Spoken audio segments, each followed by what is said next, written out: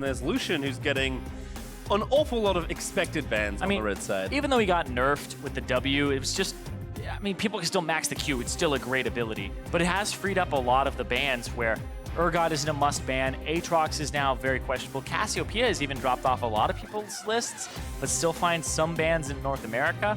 So I like that the bans are freed up and you can target ban more and more on this patch. See that a little here with the Nocturne ban as well by FlyQuest, so taking that away from Wiggily. Also, Jace will be banned by Counterlogic Gaming, so clearly something Viper and I assume Pobelter have been practicing. But as you mentioned, Jace, we've already seen him in 4 roles in the LCS. Yeah, Jace is just kind of the flex pick to get rid of because he's annoying.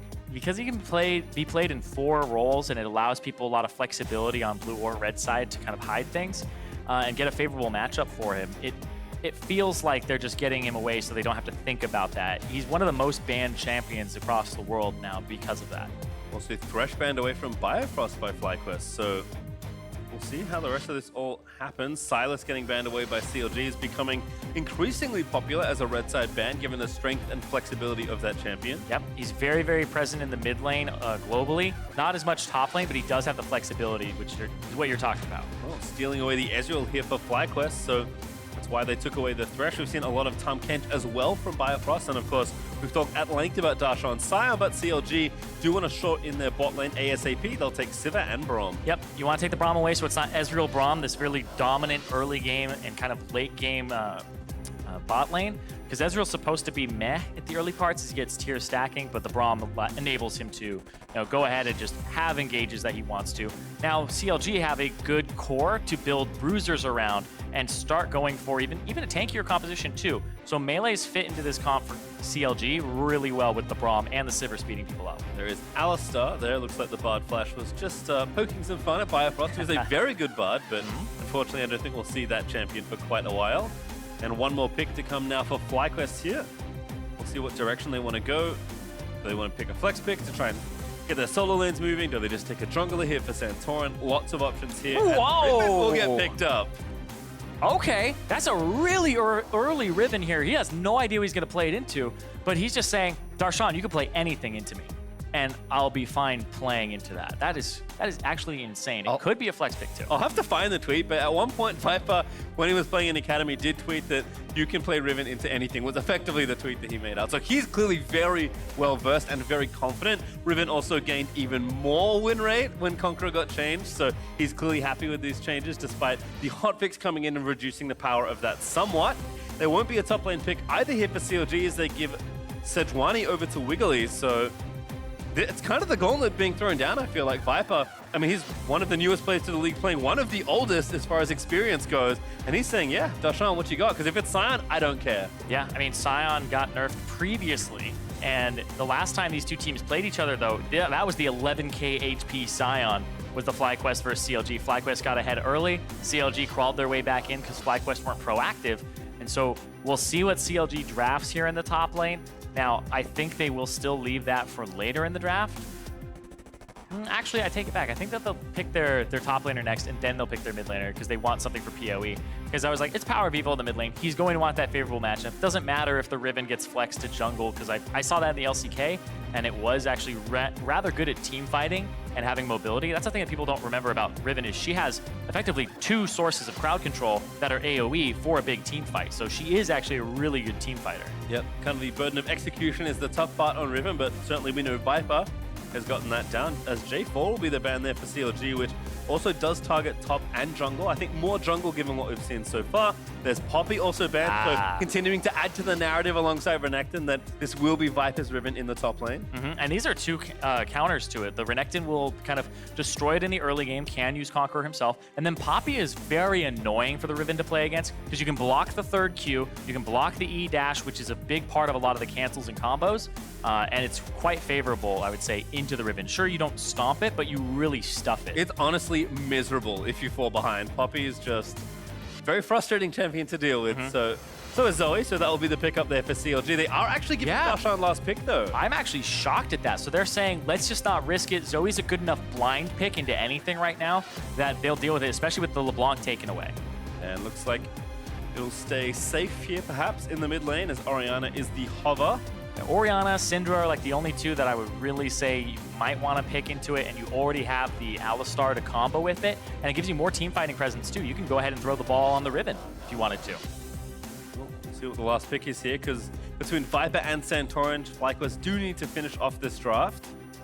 I imagine, again, Santorin also probably talking to his coach as he's there on screen. So I think just discussing what jungle picks they'd want there against the Sejuani. Santorin has been very versatile as a player, been very impressive so far in FlyQuest, and he'll fall back to Olaf for this game. Yeah, I was like, there's so many things that you could go for. Looking at the enemy team composition, I wouldn't say go for something that's super early game, like a Rek'Sai or even a Lee Sin. I wouldn't want to play into this, but I would want a little bit more engaged. So he's going for something that can dominate the jungle and kind of play off the fact they have a Sejuani, and you'll be able to kind of play to your lanes and get the Riven ahead based on whatever matchup it is. So you'll have a stronger 2v2 jungle. And now Darshan, he's going back to the Jax. It's back. Jax, last pick there for CLG. Don't think that's Viper's Orianna as they do swap back and forth. But look at that, 100% win rate. Yeah. Darshan didn't play the Jax. No, that wasn't his. Yeah.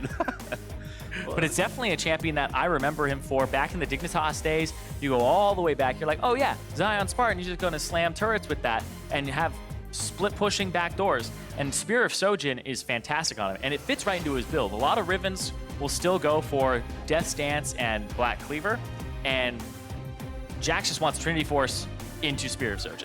It fits right into his build perfectly, so we'll see if he builds that second and how many E's he can get off in these fights, or if he can even get to that point.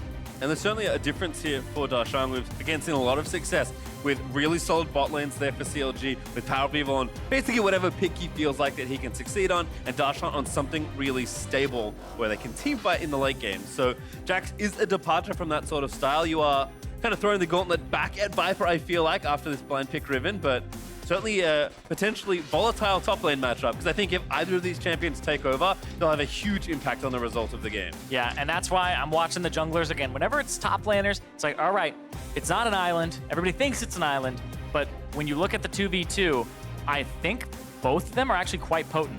Santorin will bring a lot of damage with the Olaf, but at the same time, Jax plus Sejuani is great.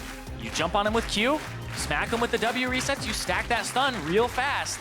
I'm watching the top side. Well, FlyQuest versus CLG. Let's get it going.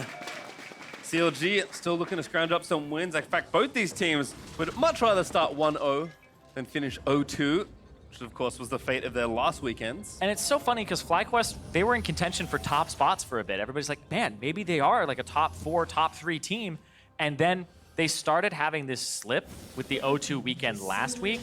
And those 2 games, though, FlyQuest doesn't feel like their record reflects how good they are, because they've had leads in almost all of the games they've lost. They've been so close. Like we said, they were winning both against Cloud9 and TSM, and then they just dropped the ball. They could have been 7-3 by a few plays. CLG, on the other hand, though, they've had games where they're just falling behind so quickly, and that's why this game, I'm really watching Wiggily to see what he can get done in the early game, especially as the Sejuani. Even if it's just avoiding Santorin and not letting the game get out of hand, that's going to be enough to be like, all right, we'll set up for the scaling. I think for CLG, certainly seeking consistency perhaps more than anything else. FlyQuest in a similar vein, but they're challenging for different spots up in the standings.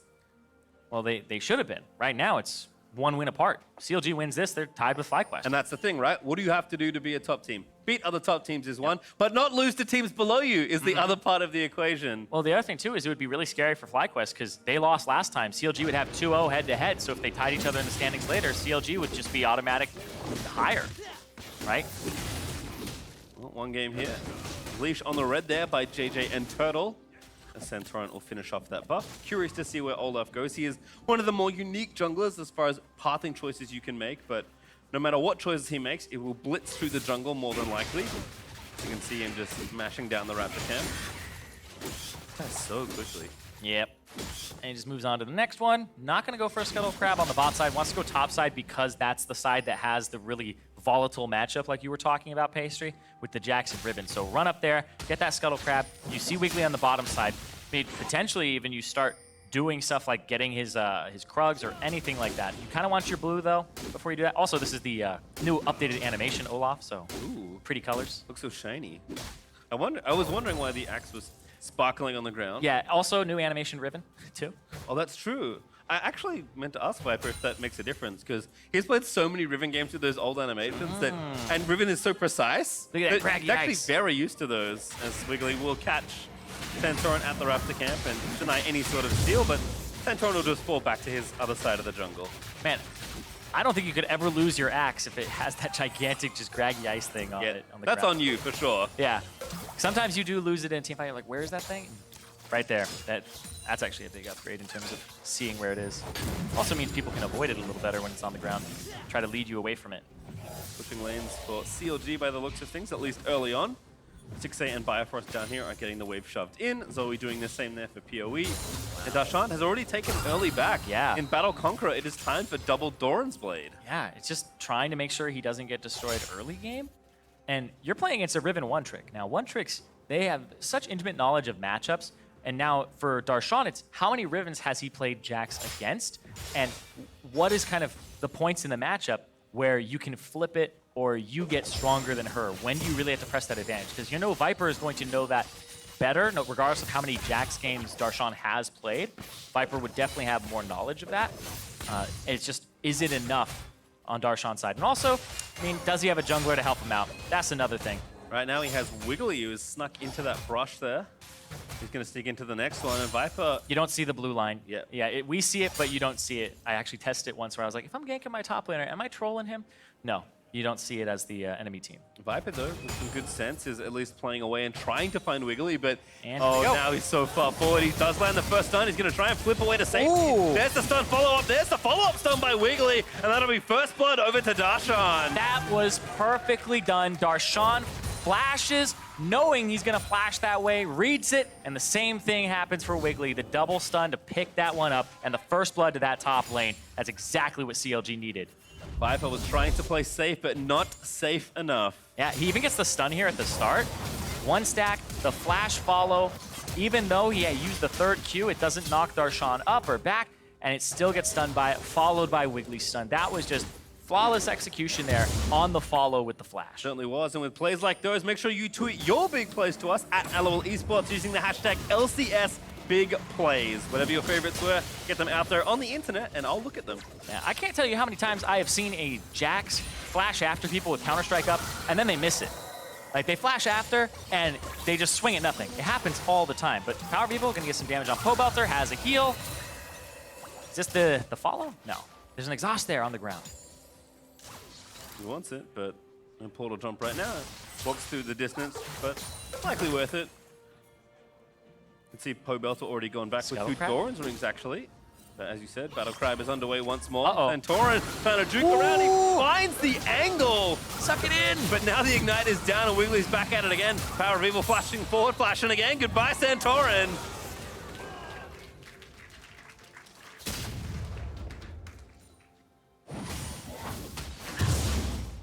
The Zoe flash follow is just, it's always tilting. But it's perfect, it's perfectly done there. Like, legitimately, he had the exhaust, throws it down, follows with the staggered summoner spells, and is able to pick up his flash. Santorin almost made it out of that. I thought he was dead to rights as soon as the bubble came down. It didn't even matter. And you asked this question in the draft, saying that Wiggily needs to show us more. In this game, we've seen so much already in these first 6 minutes. Even going to get the Gromp and get out safely. And he has a big experience advantage right now over the Olaf, which is something that shouldn't happen. Olaf's going to go pick up his wolves, and this was great from PoE. I have to say, the fact that he corrals him here, throws it perfectly, that is the most annoying beach ball. You have to kind of get around it. Doesn't go for the blast cone. Gets followed by PoE, picks up the flash. Airy for the kill. Last little zap comes through. Sparkles everywhere. Yep. People gets the kill. There were so many things flying off from there. Just like the W over and over and over again. And then the Airy. Excellent champion. There's Darshan back here with Viper 1v1. The worst part is I'm up here with you, who actually plays that champion. Don't tell him. I know. People this like always comes up when we cast together, because by the people way. like you and they shouldn't know. You have to tell you play Zoe. Play Zoe. All right, Drake's down here in the bot side for Santorin. So trying to get something back here in this game. I'm just kidding. I love you, man. You're right. The people do have a right to know. I love you despite that. So that's true. That is that means that's a big you're a man of character. But the dragon goes over. We have the Cloud Drake for them, and Good block by Biofrost because it would have done more damage to Stixxay, so they get to stay in this lane. Stixxay did go for boots too early, so he's trying to dodge the skill shots, making sure he doesn't get hit by Ezreal Qs consistently. A solid strategy. It looks like the CS has stayed pretty even. Well, not the top lane. Tier, charging it up, yeah. Not in their top lane. That top lane is that is tilted in Darshan's favor greatly. And again, we have seen Viper, not get massive leads in lanes before. I think even fall behind perhaps on this Riven, but he does have a huge effect in team fighting. Well, that being said, Jax doesn't really want to team fight if he can help it. So there is an interesting dichotomy of Viper and his team fighting Riven versus the side lane pressure that Darshan will continue to apply more and more as this game goes on. Yeah, the side lane pressure, they really have to worry about. Santorin also, him getting killed, he was kind of the backup for Viper. He's the one who's supposed to be helping them win the 2-on-2. They don't win the 2-on-2 anymore. Darshan has 1 kill, he's up in items, and then you have Wiggily, who's got 2 assists to his name, and he's got what was before a small experience advantage. It'll probably be made up here by the clear speed of Santorin, but the fact that the Sejuani is in the position she is as a champion that's supposed to scale, then the 2-on-2 is something that I don't think they can reliably play towards on the FlyQuest side anymore. You see Wiggily continuing to get crab on that side. Darshan with a huge smack with that Empower, and Conqueror proccing there as well. Blue buff gonna get contested. Santorin does get it. PowerOfEvil already has his though, so that will not be over to Pobelter. The crab block. Helped him out there. Wiggly's gonna pick that one up. And that's more topside pressure. They have the control wards down on that top side. The bottom side is just Stixxay and Biofrost just trying to clear minion waves out. That's it. It's just play safe with the Sivir, look to scale on this side of the map, because you're winning the top side. Yeah, I think if Stixxay doesn't see any other champion for the rest of this game, he'll be happy. Yeah, I mean, I think Darshan would be the same way. Just run it down top, but Stixxay, in particular in this composition, absolutely. Just go ahead, shove. Ooh, okay. And now you can kind of start to see the extra element being added to this. Yes, there is a pretty substantial CS difference here in mid lane. Pobelter will collect some plate gold by the looks of things, but PowerOfEvil is consistently leaving his lane to apply even more pressure to the top half of the map. He's invading the jungle, he's threatening Viper. Yeah, and Viper on this champion that he's known for, not doing too hot after that first gank. He's still struggling. It's a 20 CS advantage. So this advantage is only growing for Darshan, who's keeping him in lane. The teleport is almost back up for Viper. Oh, that's some nice geometry there. Ulti from Wiggily, cleanse used by Pobelter. Duke's out of the way, and now Santorin's back around. Shockwave in. Here's Biofrost though to stop the festivities. Olaf still chasing through. Good axe actually slows to it, and the smite will force Biofrost to flash away. The last axe, not enough. Pobelter, he wanted it, but the ball gets blocked. Ignite now down for PowerOfEvil. Pobelter will walk away as JayJ roams up, but that was so close. That was incredibly close. Biofrost has the E available, blocks the ball, and then blocks the damage too, because you'll absorb 1 spell when you first put up the Unbreakable. And that was all Pobelter had. So he does live in about 29 HP, I believe the number was.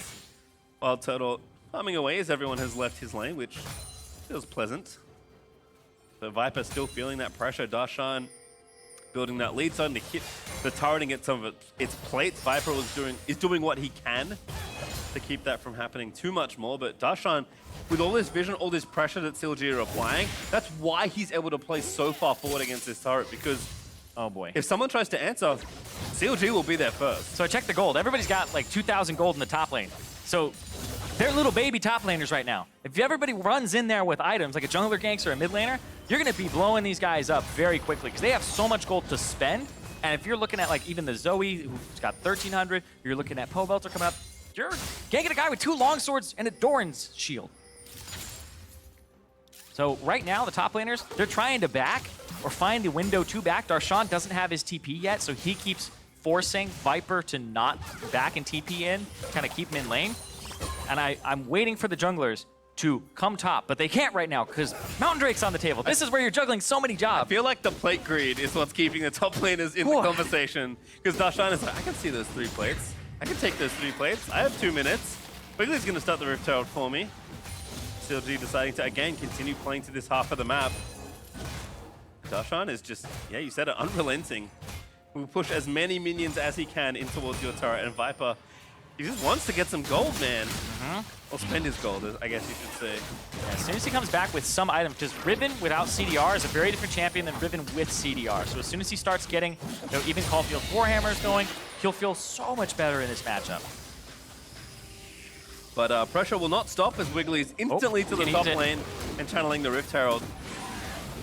They're going to use it to try and shut down this lane that looked like FlyQuest wanted to snowball with the start of the draft. And they're just going to give solo gold to Darshan. This is just He can see the plates. Rolling. He'll collect them. My goodness. Yep. That is a disgusting amount of gold. Oh, Wiggily. Insult to injury. Viper forced to dash and flash away.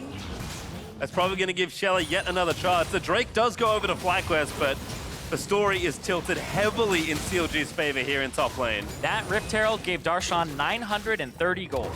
It smashed the turret for 310, kills it for 600 more, and ends up with 930 gold from that Rift Herald handed off. Sleepy Santorin. The PowerOfEvil again. Even was back towards the top half, making sure that if he needed to provide coverage, he could.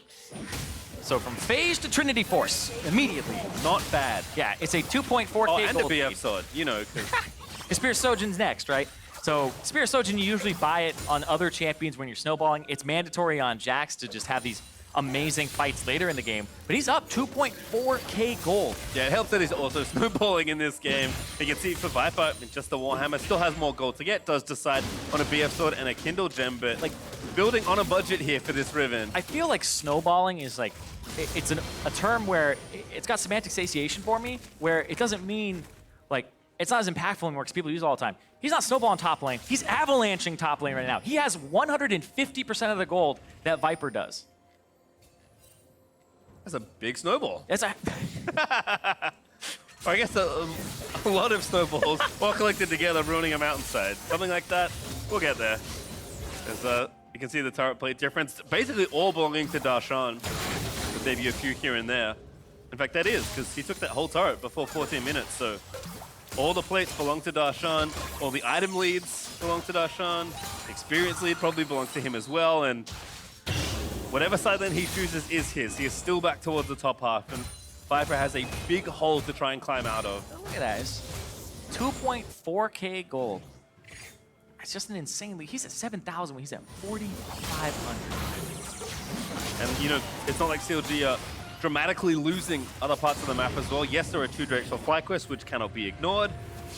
There's a TP down for Turtle, who's also collecting his farm, but I mean, Stixxay is his Essence Reaver first, so he's looking to continue his farming pattern. We've got the first item done for PowerOfEvil. Like, CLG are cruising at this stage. Everybody's within a few hundred gold of each other. It's kind of WildTurtle with the Kleptomancy is up about, I would say, 550-ish over Stixxay. But then it's just that the gold lead pretty much is Darshan. He's the guy that people have been criticizing on this team, saying like he can only play Scion, or he's not carrying his weight. Right here, here comes the TP. They're trying to make this game blow up in their favor. Guys, forgot about Jax. Good headbutt there for JayJ, but now WildTurtle, the target flashed in. Looking for the Braum stun. We'll find it. Goodbye, Ezreal. Goodbye, JayJ, as Stixxay gets that kill. And they give another one over to Darshan. 2-0. He's got a bounty that's stacking up now. And it's time for him to go after more turrets in the side lane with nobody to answer. It's a perfect situation for the Jax. And again, Viper had to play so far back in that spot. Oh, that hit. Oh.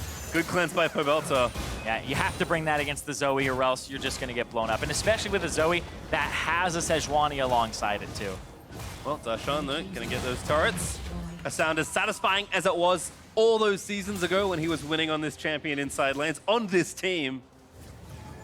It's just crazy to think of the legacy that this champion in particular has for Darshan. Yeah, and he gets to kind of pull it out here against a guy who's known for his Riven and kind of show that he's still got it on this Jax and that he can hang with somebody who's even just one-tricking it.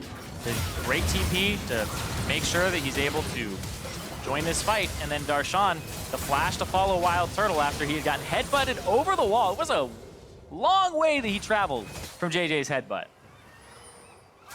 Still enough to catch it. Kindle Gem now up for Darshan, and he moves quickly towards item number 2. There is an Infernal Drake also up in 1 minute. But wherever Darshan is, that's the strong side of the map. So CLG will park in bot lane and make sure that Drake is theirs. Park in bot lane, they use Stixxay and Biofrost to shove out the top side, and then they're going to roam down. And you can see the CSD live right now, 8,300 gold. And that gold difference, almost 3,000. not far off. As WildTurtle and JayJ at least keeping Darshan tethered to this turret. Can't see too much else. And again, the expectation is that everyone is in the area for this Infernal. You can also see PowerOfEvil. Despite that CS difference, looking okay. He's given up a lot actually in this game. It's probably worth pointing out to try and be there for his team. JayJ there with a flash. There's a shockwave. Biofrost going to be the pickoff, but pops a stopwatch. Good timing. No, Biofrost with the flash. Ooh. Does not die with the door up. He gets out perfectly, and PowerOfEvil wants more. Wiggily, what a snipe there with the ulti. Can't follow up though. We'll get the flash out. Darshan goes to sleep. Darshan. I mean, that's what it feels like. Darshan. Impending doom. Darshan, get in there! Oh, he saw it! Just smacked it. Just picks it up. And it's the Spear of Sojin first for Viper, actually. I was surprised at that. So he went for CDR, straight into the Spear of Sojin to compete with Darshan here. Viper's the one who doesn't TP, doesn't get involved in this fight at all. And it's just more going over to the side of CLG. That does give the Drake that we expected over, as Stixxay and Biofrost going to do their best to chase down Viper. That Q hit. Oh, Viper, when you're chasing him, you have to kind of watch out. Because if he can turn it, it would be really, I don't even know, like the damage output that he can do with a Spear of Sojin is very high. CLG play it safe. Stixxay more interested in taking the minions anyway.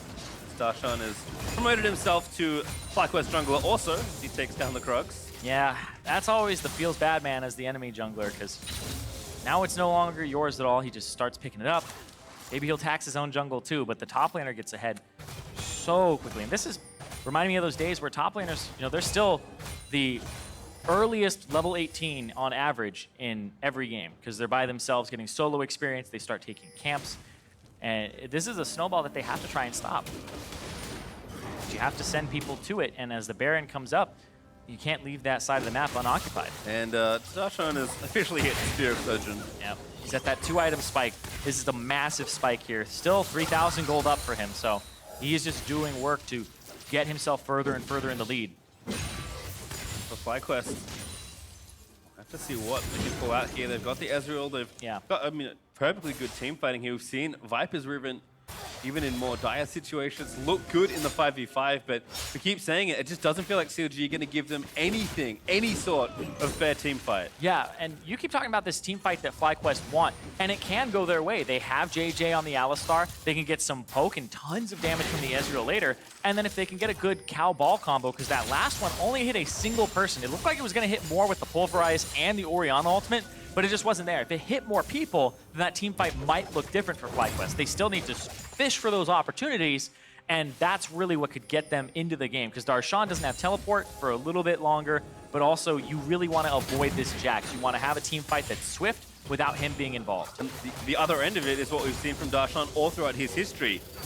That team fight goes awry, that Jax is left alone, and you just lose the game straight up to this champion as CLG are trying to crack this mid-outer turret. Darshan again, continuing to play jungle. Will take down the big raptor. Also falling asleep at the wheel is Turtle. Not good, he needs to wave clear. CLG just have so much pressure around this map. And it does feel like the Baron threat is getting all too real. Wiggily, they see him coming down from the top side. They have to avoid a snap engage here from CLG. Oh. Good poke. Oh, JayJ so low, he's dead. Ignite. Oh, man. That's the gamble. That's the gamble. You sit there going, I can take it. Gets hit by it, ignited after he ulties, and he's just down for the count. That should give CLG enough siege pressure to knock down the turret that they've longed for. And I think at this point, as soon as this happens, as it does go down, with a bit of extra help from Demolish, an open map is a real nice playground for Jax. Is Viper going to get dove? Oh, there's the flash stun. Ult's going to miss from Wiggily, but Darshan straight under the turret. He's going to try for it. Doesn't quite go. Now Santorin here with Turtle. But CLG coming in to reinforce. Leap strikes back towards the turret there for Darshan. PowerOfEvil. Oh, not able to get the Sleepy Trouble bubble, but that's going to allow them to keep this turret for a little longer. And I feel like the overall strength of this top half of CLG is actually really cleverly put together. Zoe is great at assisting in any sort of skirmish. Especially if you have to face check around Fog of War and big objectives, she's so frustrating. And we've known forever, the combination of Sejuani plus strong melee champion. Didn't quite work out there for a kill or the turret, but I mean, something goes a little more right for CLG and they're just smashing down these structures. Yeah, it just means the next time that Wiggily visits that lane with ultimate, it's much easier to land it onto Viper. Oh, he's actually starting this one off before anybody's really there. Nice ult by POB. I think Stixxay would have been in range with his ulti, but not able to follow up for the stun means that he does get away.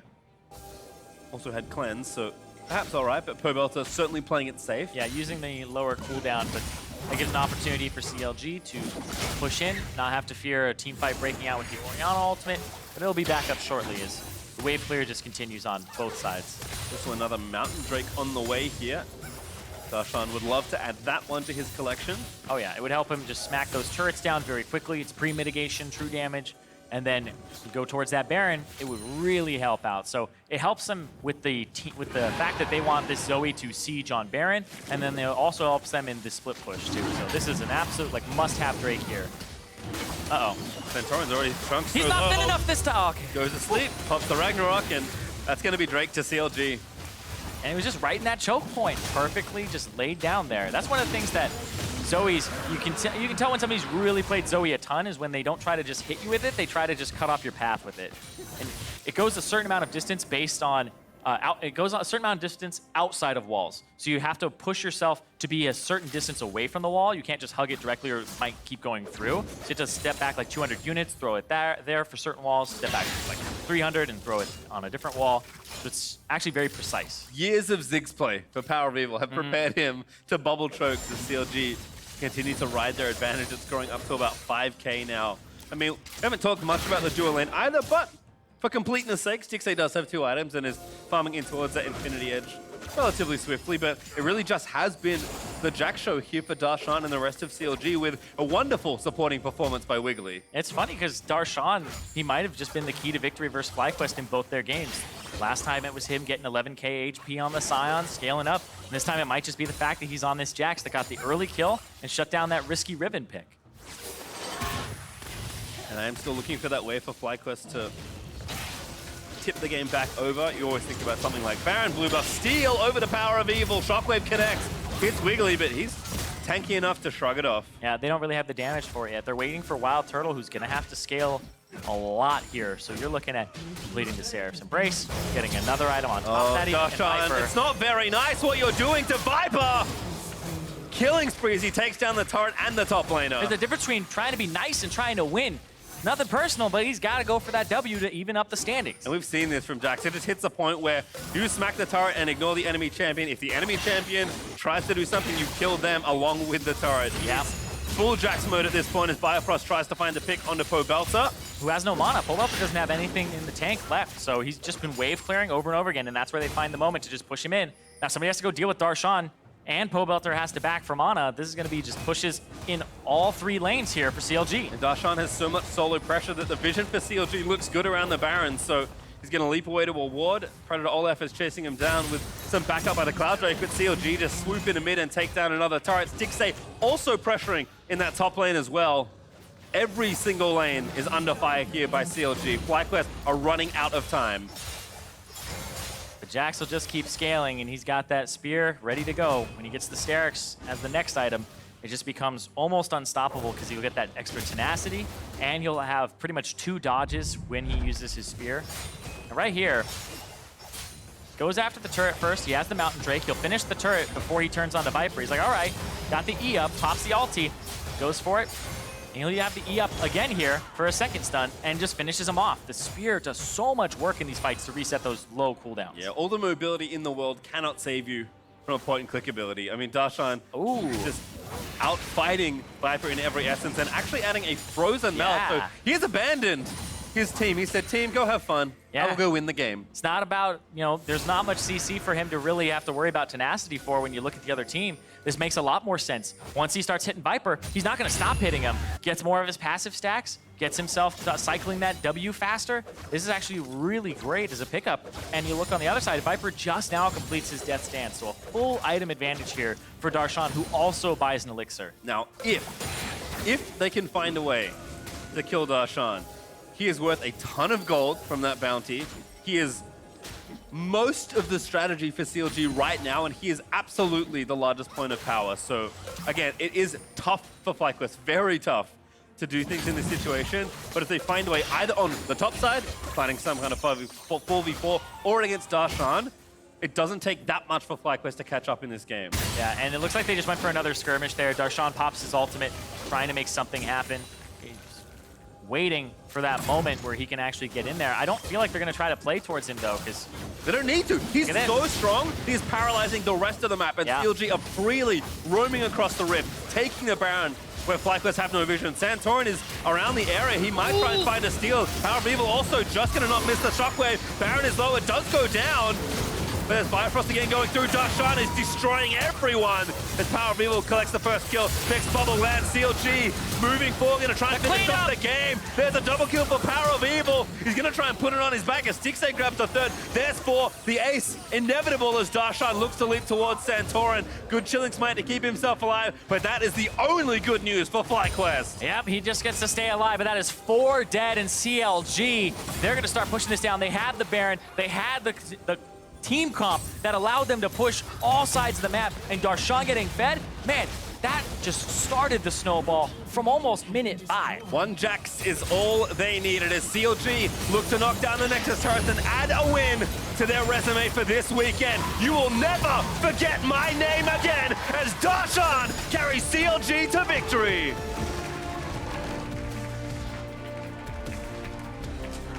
An immaculate performance on that. That's how you thank a jungler for a gank.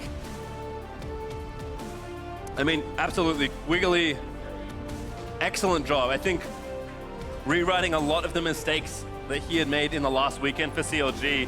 We talked about them wanting to find more consistency to, you know, find another way to even attack the game, given how one-dimensional they looked with a lot of their drafts. Conqueror swooping back in and Darshan maybe just regaining some confidence, if nothing else.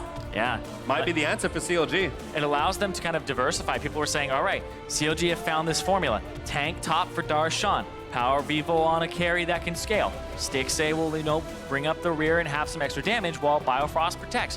Well, this game, he's not on that tank. They camp for him in the early game, get him a kill at 4 minutes, and then they're able to snowball from there, also killing the jungler. So Santorin isn't able to counter that pressure in the top lane, and that's where the snowball started from very early on. Well, we're going to move on down as Riv has a winner's interview on stage with CLG's jungler. Thank you very much, gentlemen. I am joined by Wiggily after their huge victory. What an outplay, what a game. I have to ask you, Wiggily, last week on Cooldown, you mentioned there were some mistakes CounterLogic Gaming had to fix to move forward. How do you rate your performance on minimizing those mistakes here today? Well, I think we did just way better overall. There wasn't any like individual blunders, people dying in lane, people getting caught, just a lot of stupid stuff. So I think this is how we can play when that stuff doesn't happen. So I'm just really happy. Perfect. Final question is I want you to get back with your team. What a great win. Tomorrow, you have Liquid coming up. Can you produce the same results you did today? Yeah, I think we can beat anyone. I don't think there's any team that's like that far ahead of another team. Obviously, Liquid is the favorites right now, but I think any team can beat any team, so I'm pretty confident. Awesome. Wiggily, thank you very much. Congrats on the win, and we will be heading over to the State Farm analyst desk. Thank you very much, Riv. And we are into a game where CLG, I mean, what a good win. What a feel-good win. Zion's is back. And exactly. Signature champion for Darshan. Never doubted him. Jax, top of the order. And the team with the lead didn't throw. They actually just won the game. Yeah. The team that smashed early game actually won. Mark was having a crisis today with the I was like, that were going on. He was like, the Costa de Fiesta doesn't have a single room that's not a fiesta. He turned to me and was like, is something wrong with me? Are you cursing the region, Mark? Am I too negative? Yeah. Yes. Yes, it's all your fault. But honestly, it was, like Wiggily said, the improvements were so big for CLG. You know, they weren't making as many of the mistakes that he was talking about, the people dying in lane, you know, a lot of that stuff that makes it very difficult to judge. Are they executing on their plan correctly? You know, was the plan even correct in the beginning? And if we look at what they drafted, they did have a very clear plan. You know, with the Jax, I think into Riven is a very good counter pick. And then they sent the early gank there too to get him ahead. And it was funny because I want to stop on the draft for a little bit and then go to that gank you're talking about because they blind picked the Riven. They gave CLG one chance to pick. And they're like, it's cool. We'll take Sejuani. We'll wait for your ban phase. and they ban Renekton.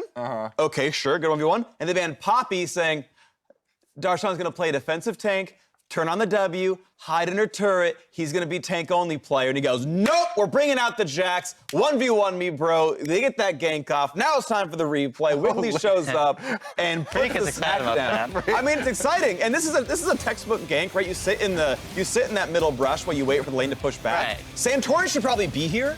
This is trademark 1v1 top lane. The wave pushes back. You should shadow as a jungle, but I think it's a good something gank. to know about that gank, though, is it was only set up because Zion's Spartan pushed in for Darshan. Sorry, Jax is bringing back memories. He pushed in the wave early, and then everyone saw that he reset and bought an early Doran's Blade. And that's really weird for a person to do. I'm looking at that, I'm like, why are you doing that? But made the wave come back, and Wiggly's chilling in the bush for about 30 seconds. Like, at that point, you should know that there's probably something happening, but like, I didn't really understand why he backed, and that's only to bait out the wave. And I'm gonna say that's not gonna work all the time, but that's cool. Yeah, if there's anything fishy like that in a carry top lane matchup, I'm always so skeptical. Right. Like, all right, don't take any bait up there because top lane carry matchups can get out of control. And there is, go ahead. I was just gonna say, it's also really important that their bot lane didn't feed because recently, Stixxay and Biofrost. That's Wiggly said. Yeah, like Wiggly said it. You but know what he was talking about. You know what he was talking about, and like they have been struggling a lot, even in recent weeks. Darshan's actually been playing really well. He was against Jace with J4 and was able to get some advantages in that lane. So the fact that they took him off tank duty, they put him on a carry, they played around him early, and their bot lane was actually the one who took this safe defensive matchup and went even was actually really huge. And there's a lot of factors in this, right? We're in a bottom lane meta where like Sivir, Braum versus Ezreal, Alistar is a very standard 2-on-2. That's not a threatening lane on either side. That's a farm off in most cases, and okay, if the Olaf ganks or if Sej ganks, sure, that turns around. But what's also interesting, I want to call back to last year where CLG had one of the best, if not the actual best early game in LCS, and Darshan had like a 90% first blood rate. Like, it was always first blood and always top lane. And one of the strengths that I remember him being sort of talking about was he always knew when to call his teammates over, what they needed for the gank to happen, and it always worked. They always got the kill. And if we're in a meta where it's all safe bot lanes and you get it play carry top versus carry top, Darshan just knows how to get first blood in that lane, how to get his team over and make that kill happen. Right, he's such a veteran player that's been around longer than I have, and he has a lot of experience with these split pushing champions. And if that's something that comes back into the meta, I'm really excited to see if he can go back to the old days of just like when he was on Team Coast and all the old CLG even a long time ago where he would just split push to victory. And you saw today earlier, who was the 0-4-0 Rise that won the game? Broken Blade. Broken Blade, yeah. Right. People are just split pushing to victory. They don't care about the score, but this side, he's like got a good score and he's split pushing to victory too. The big concern with that though is Wiggily, if he can have performances like this, because he didn't just influence the top lane, he influenced the mid lane, the jungle matchup, because he's playing tank versus Olaf, and if you get ahead of that with Sejuani, that matchup's over. So Sejuani's outleveling Olaf is ludicrous. Yeah, so it was a big problem for them, but when Darshan was getting all those first bloods, it was Reignover, who was the early pathing god kind of guy. So if Wiggily can kind of step up into that role and then be more consistent with his mechanics in the mid to late game, that's a pretty good formula. Yeah, and he was pulling Huhi too, who's also like the obvious roaming mid laner, so it was a different staff around him. But if Darshan can get these performances out of a rookie jungler in Wiggily and PoE, who's not quite that same player, obviously still good, don't get me wrong, that's impressive, and that could be really good things. CLG, of course, got more going on. Darshan had a couple of nice 1v1s on that Jax, taking down this poor Riven, and yeah, he clapped some fools. Right, I was talking to Freak during this, and I was wondering, how many items does a Riven need to be able to beat a Jax? Because if there are even items, I'm pretty sure Jax just beats up a Riven. So does Riven need a full item or just half an item? Is that enough to win? Me and Freak both don't play Riven or Jax to the extent that pros do. So I was like, maybe someone in Twitch or Twitter knows the answer to that. Call up a Shinshin. Right, can Riven beat Jax 1v1 even items? Oh, no. Straight up? He's just surprised that Darshan won the game at all. I mean, Jax should never win a game according to him. Yeah, to clarify your point, right, like, obviously Riven's ahead, Darshan is ahead the whole time. Yeah, how much gold does Viper need for that matchup to not be so atrocious? I don't know. That didn't look like a half item difference. I mean, he was a half item down when that fight happened, and so you're saying he would need a half item advantage. Like, so add an extra Triforce on top. Is that fight now close? Maybe? I don't know. It looked tough. I would say a full item. Yeah. I think a full item in the Riven has it. The other thing that we were talking about, like stacking up the passive and the timing of the Counter-Strike and your ult timing with Spear Sojin and stuff like that is really important as well. Yeah. Either way, Darshan obviously ran away with that one.